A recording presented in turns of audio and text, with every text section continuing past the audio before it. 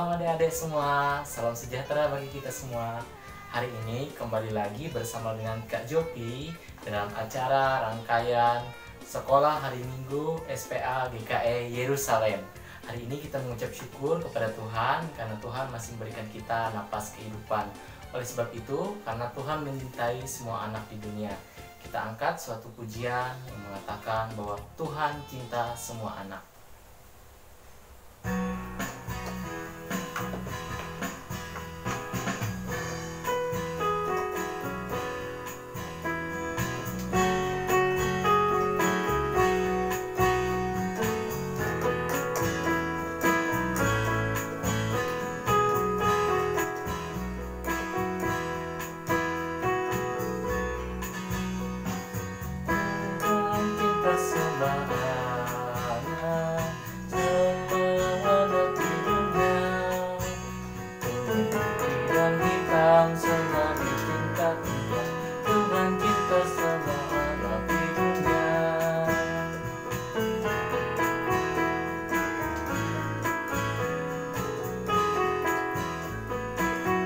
Katakan Tuhan cinta semua bangsa. Tuhan cinta semua bangsa, semua bangsa di dunia.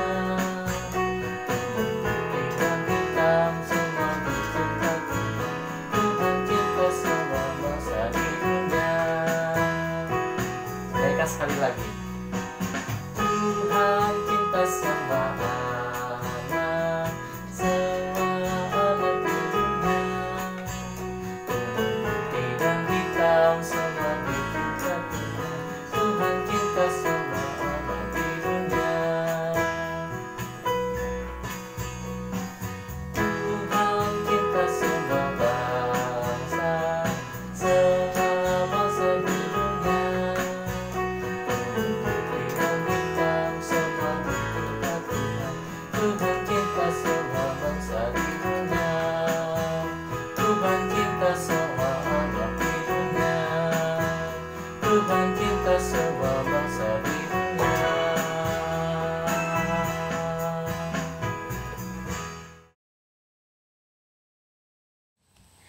Shalom adik-adik, sebelum kita memulai ibadah sekolah minggu, kakak harap adik-adik yang ada di rumah sudah siap berpakaian yang rapi dan duduk yang rapi karena sebentar lagi kita akan menghadap ke hadirat Tuhan.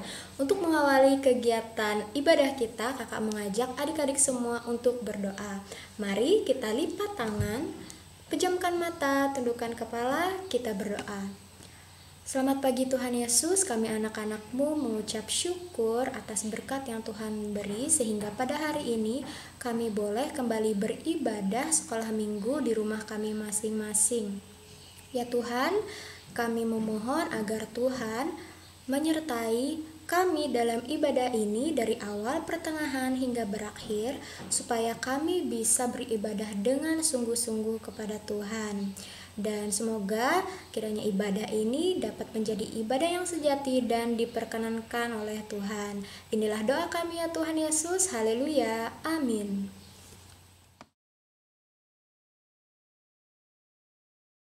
Shalom adik-adik semua. Sebelum kita mendengarkan cerita firman Tuhan, kakak ajak adik-adik semua untuk berdoa terlebih dahulu ya. Lipat tangannya, tutup matanya, tundukkan kepalanya, mari kita berdoa. Ya Allah Bapa kami yang bertata dalam kerajaan sorga, yang kami kenal dan kami sembah yaitu Yesus Kristus.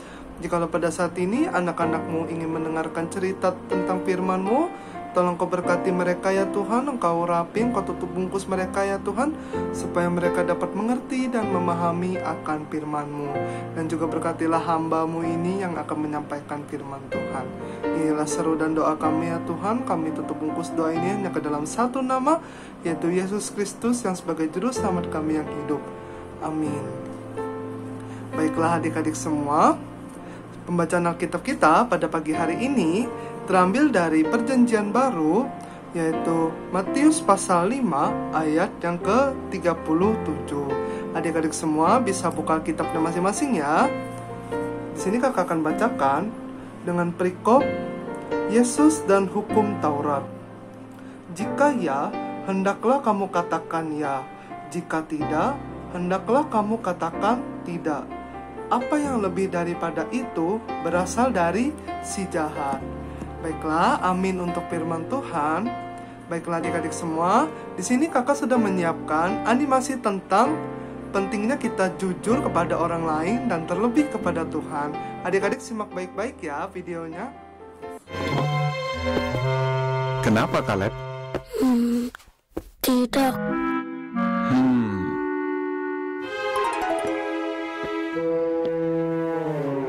Caleb, kamu tahu kenapa Yehua mau kita jujur?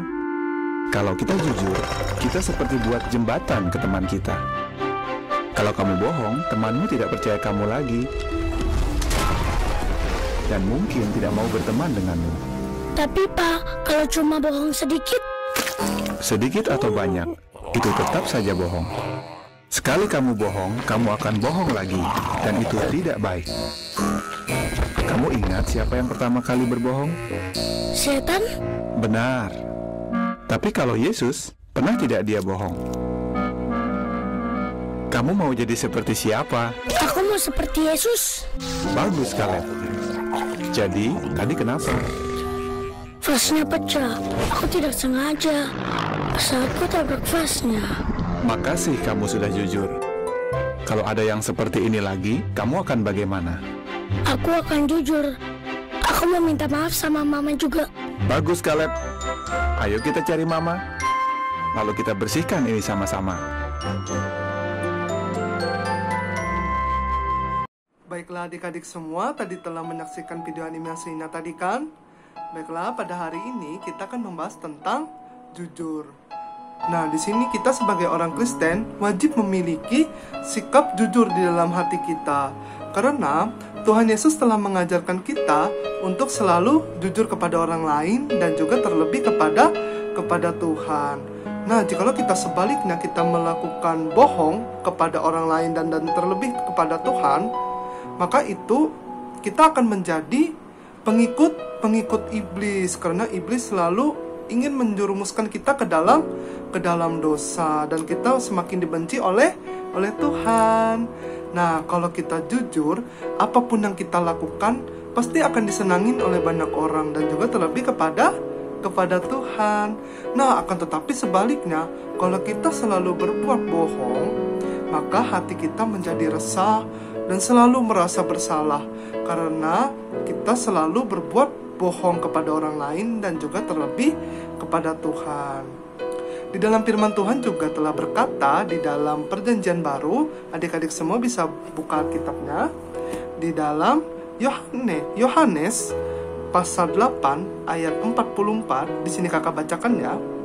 Iblislah yang menjadi bapamu dan kamu ingin melakukan keinginan-keinginan bapamu. Ia adalah pembunuh manusia sejak semula dan tidak hidup dalam kebenaran. Sebab di dalam dia tidak ada kebenaran. Apabila ia berkata dusta, ia berkata atas kehendaknya sendiri. Sebab ia adalah pendusta dan bapa segala dusta. Sudah jelaskan tadi di dalam ayat firman Tuhan yang kita baca bersama-sama tadi kan, bahwa kebohongan itu tidak ada manfaatnya sama sekali.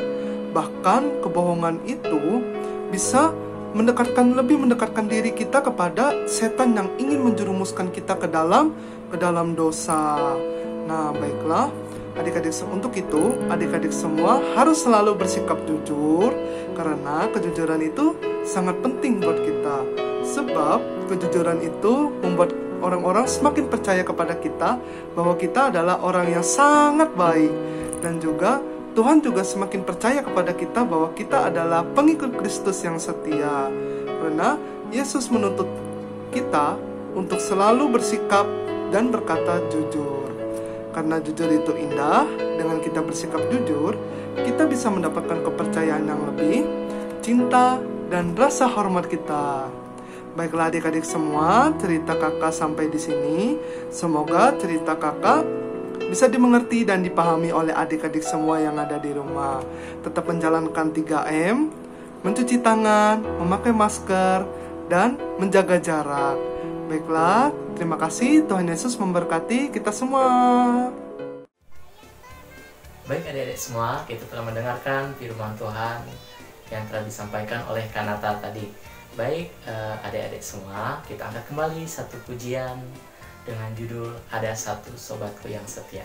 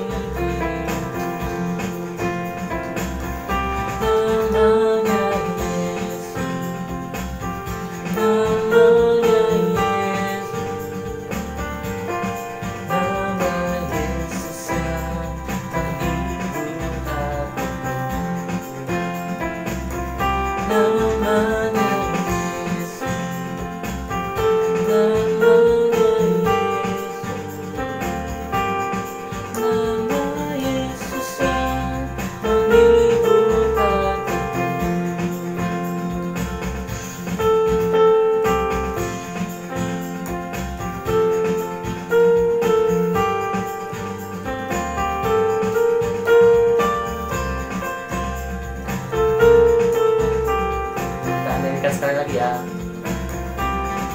Ada satu sobatku yang setia,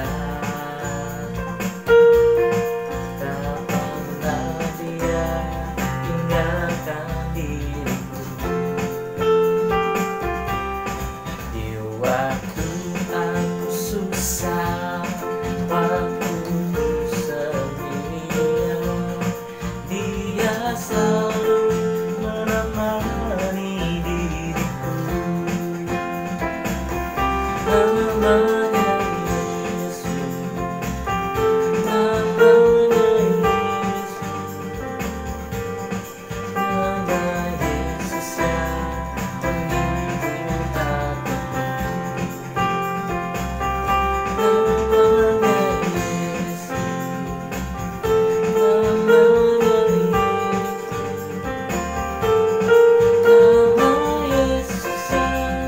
menghibur hatiku. Namanya Yesus, namanya